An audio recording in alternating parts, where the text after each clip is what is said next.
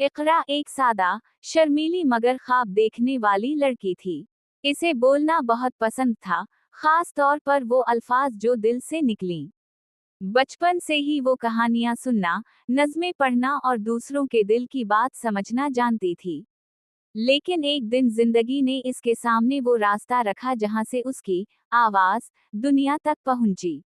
इकरा का घर छोटा सा था, मगर उसके ख्वाब बहुत बड़े थे। वो हर रोज आईने के सामने खड़ी होकर खुद से बातें करती। कभी अपनी लिखी हुई कहानियां सुनाती, कभी दिल के एहसासात बोलती। मगर वो हमेशा सोचती थी कि इससे ज्यादा काश मेरी आवाज किसी के दिल तक पहुंच जाए।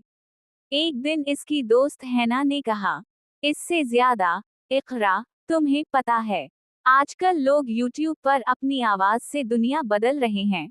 तुम क्यों नहीं बोलती वहां? इकरा ने हंसकर कहा, इससे ज्यादा, मेरी आवाज कौन सुनेगा? हैना ने जवाब दिया, इससे ज्यादा, जो दिल से बोलता है, दुनिया खुद सुनती है। ये जुमला इकरा के दिल में उतर गया। इसने फैसला कर लिया कि अब वो अपनी कहानियां, एहसासात और मोहब्बत के पैगाम दुनिया तक पहुंचाएगी। रातों को जागकर उसने मोबाइल से अपनी पहली कहानी रिकॉर्ड की। आवाज कांप रही थी मगर जज्बा मजबूत था। अगले दिन उसने वीडियो YouTube पर अपलोड की। वीडियो का उन्वान था, मोहब्बत की खुशबू। पहले दिन चंद ही लोगों ने देखी, मगर जिन्होंने देखी, उनके दिल छू गए। किसी ने लिखा, इससे ज्यादा, तुम्हारी आवाज में जादू है इकरा। ये जुमला पढ़कर इकरा की आंखों में आंसू आ गए, मगर दिल में रोशनी भर गई। इसने दूसरी, तीसरी और फिर चौथी वीडियो बनाई। आहिस्ता आहिस्ता लोग जड़ने लगे।